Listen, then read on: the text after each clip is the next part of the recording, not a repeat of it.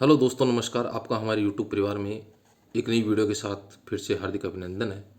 दोस्तों, इस वीडियो में हम हिंदी भाषा एवं साहित्य का वस्तुनिष्ठ इतिहास जो गोविंद पांडे और सरस्वती पांडे द्वारा रचित है में अगले अध्याय आदिकाल की पूर्व पीठिका पर चर्चा करते हैं।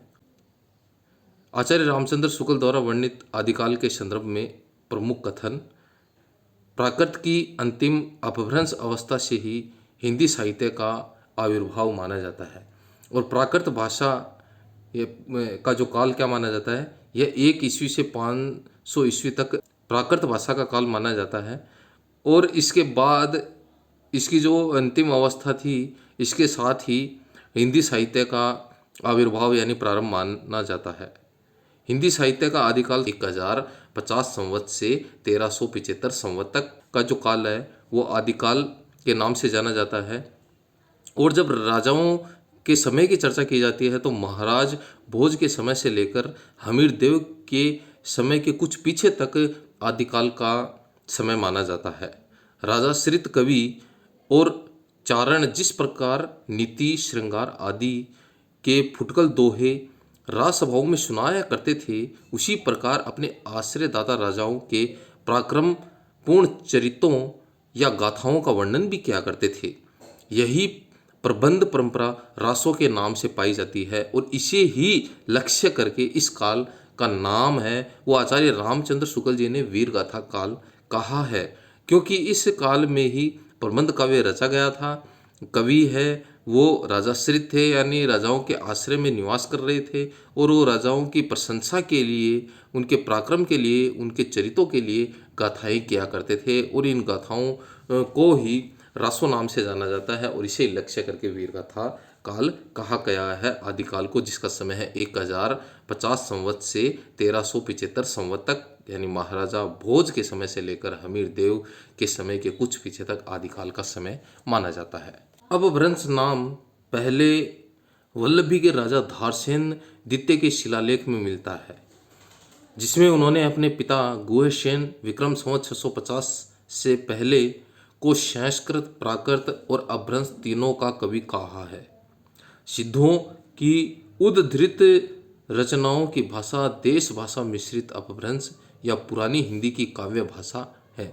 पुरानी हिंदी की व्यापक काव्य भाषा का ढांचा सोर्स सैनी प्रसूत अपभ्रंश अर्थात ब्रज और खड़ी बोली का था।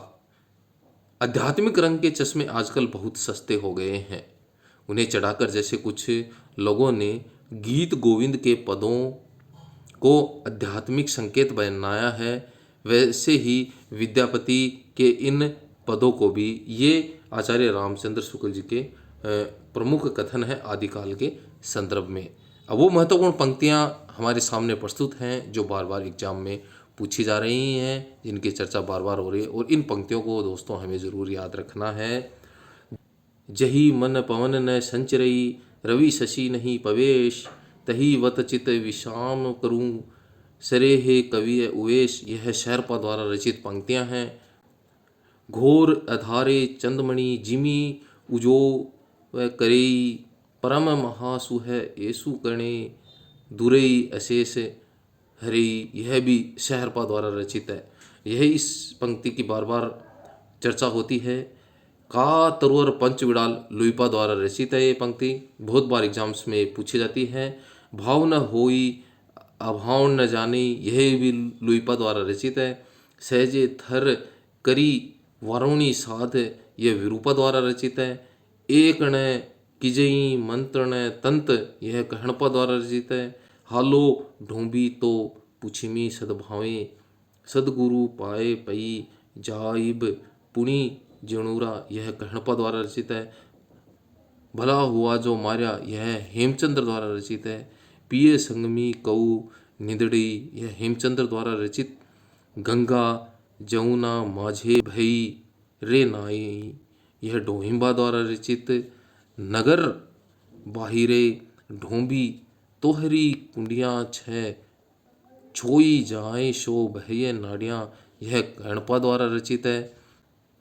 जिमी लोण बिली जई, पानी एही तिमिही धरणी ले चित, यह कहणपा द्वारा रचित। पंक्तियां हैं। देसिल बैना सब्जन मीठा, बोर एग्जाम में इसको पूछा जाता है। देसिल बैना सब्जन मीठा, ते तेसिन तपयो अवहट्ठा। यह विद्यापति की रचनाएं हैं, प्रसिद्ध रचनाओं की यहाँ पर चर्चा हो रही है जो बार बार एग्जाम्स में आ रही हैं। दोस्तों इनको ज़रूर याद रखना है। हिंदू बोले दूरही निकार, छोटे तरु का भभकी मार। यह विद्यापति कीर्ति लता से ली गई ये पंक्तियां हैं। दोस्तों वीडियो आपको कैसी लग रही है, प्लीज़ वीडियो को लाइक शेयर कमेंट्स के माध्यम से आप हमारे साथ अपने विचार शेयर करें। मनहु कला ससभान कला 1600 बनिए, ये पृथ्वीराज रासो में रचित है। यही पंक्ति बार बार पूछी जाती हैं। और आगे इसमें अगली पंक्ति है, बिगसी कमल श्रृंग भ्रमर बेनु खंजन मृग लुटिए। पृथ्वीराज रासो से ली गई ये पंक्तियां हैं। बजिए घोर निशान रान चौहान, चहोदिस उटी राज पृथ्वीराज, बाग मनो लघुवीर नट। यह पृथ्वीराज रासो की दोनों पंक्तियां। 12 बरिस ले कुकर जिए और 13 लो जिए शियार, बरिस 18 क्षत्रिय जिए आगे जीवन को धिक्कार। यह कवि जगनिक की प्रसिद्ध रचनाएं हैं। एक थाल मोती से भरा, अमीर खुसरो का नंबर आता है दोस्तों। इनकी महत्वपूर्ण पंक्तियां देखिए।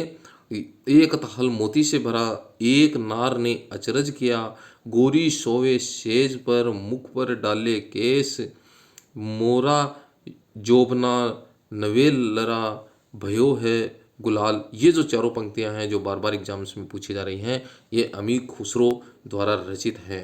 जे हाल मिस्की मकुन, तगा फुल दुराय नैना, बनाए बतिया। यह भी अमीर खुसरो की रचना है। सरस बसंत समय भल पावली, यह विद्यापति की पदावली से ली गई रचनाएं हैं।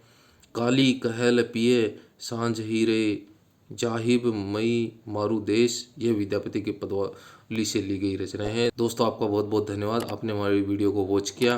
प्लीज़ वीडियो को लाइक शेयर, चैनल को सब्सक्राइब करें। धन्यवाद।